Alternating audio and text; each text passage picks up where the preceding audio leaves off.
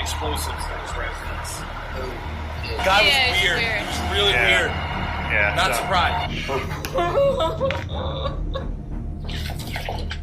Hey, Daniel. Beckwitt murdered my son. Imagine this. You're 21, full of dreams, chasing that big break in a world that feels just out of reach. You meet a guy online who seems like a golden ticket, a millionaire willing to back your startup. But then the offer shifts.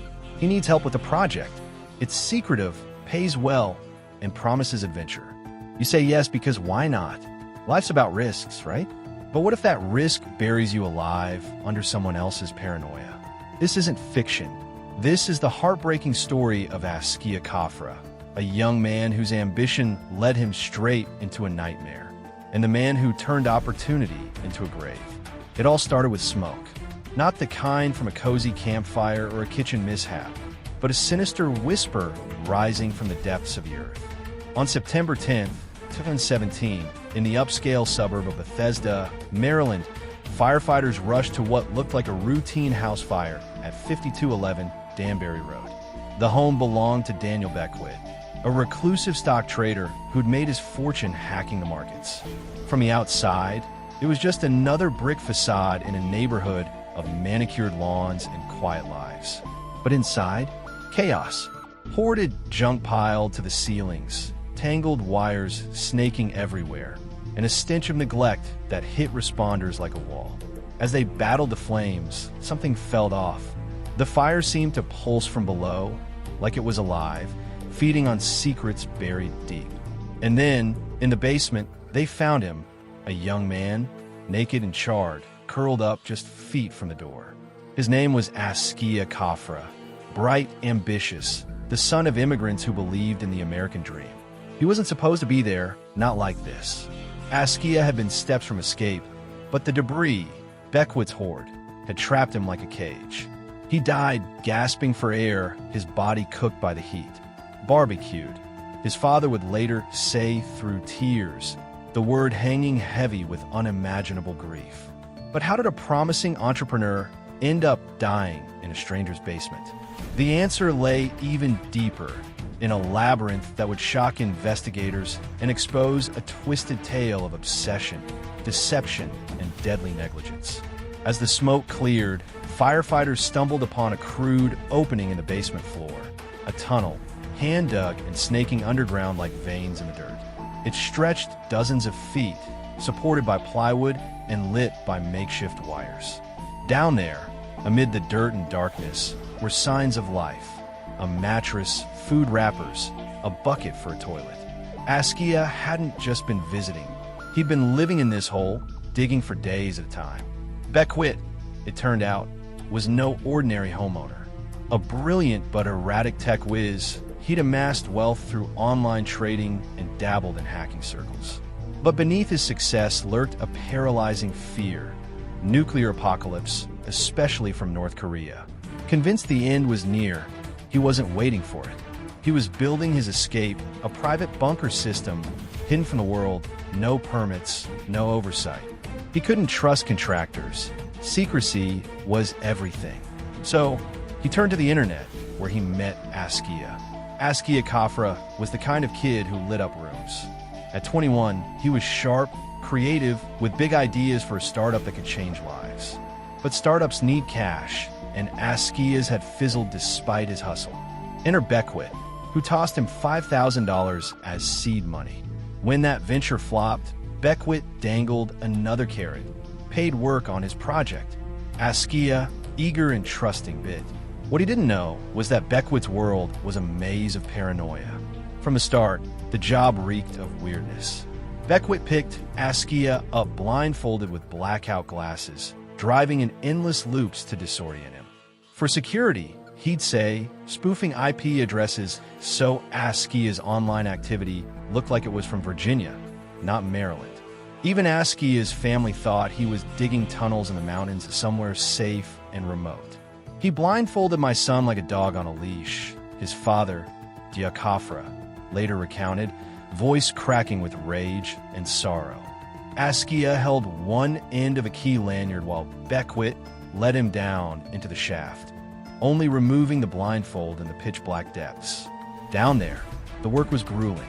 Askia shoveled dirt for hours, breathing stale air pumped through DIY vents. He slept on a thin mattress, ate canned food, and endured isolation that blurred days into nights. The tunnels were narrow, claustrophobic, with exposed wires dangling like threats.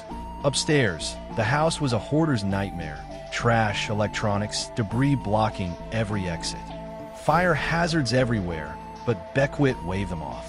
He was building for survival, after all. What was a little risk? Askia stayed, maybe out of desperation, maybe loyalty, or perhaps Beckwitt's manipulation. Texts showed glimmers of doubt, but also hope. Beckwitt promised rewards a piece of the pie. Yet, as the tunnels grew, so did the danger. Neighbors whispered about the weird guy with explosives in his past. Beckwitt had a prior brush with the law in Illinois for hoarding dangerous materials. But no one knew the half of it. Then came that fateful night.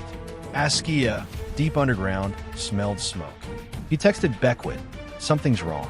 Upstairs, Beckwitt fiddled with a fan, claiming he tried to vent it out. Minutes dragged on, precious, life-saving minutes. Why didn't he call 911? Why not rush down? Secrecy, always secrecy. By the time he dialed emergency services, flames roared through the basement. The fire, sparked by an overloaded outlet in Beckwitt's jury-rigged wiring, fed on the clutter like gasoline. Askia scrambled toward the surface, stripping off clothes in the searing heat, but the debris avalanche blocked his path. He collapsed, inches from freedom, as smoke choked the life from him. Firefighters arrived to an inferno. Extinguishing it revealed the horror. Askia's body, the tunnels, the madness. Investigators descended, piecing together a story that chilled even seasoned detectives. Beckwitt's obsession had crossed into exploitation. He'd lured a vulnerable young man into a death trap, prioritizing his doomsday delusions over basic humanity. Askia's family, shattered, demanded answers. "Daniel Beckwitt murdered my son," Askia Khafra declared, his wife's anguished cries echoing, "I want back my son." But it wasn't happening. Askia was gone, his dreams reduced to ashes. The case exploded into headlines. A millionaire's bunker gone wrong, a young life snuffed out. In April 2018, a grand jury indicted Beckwitt on second-degree depraved heart, murder, and involuntary manslaughter. It wasn't about intent. It was about recklessness so extreme it equaled malice. Prosecutors painted Beckwitt as a puppet master, blindfolding Askia, deceiving his family, and ignoring lethal hazards. He built a tomb, they argued, and when smoke rose, he chose secrecy over salvation. The trial in April 2019 was a spectacle. Prosecutors detailed the hoarding, the blindfolds, the spoofed IPs, proof of control and deception.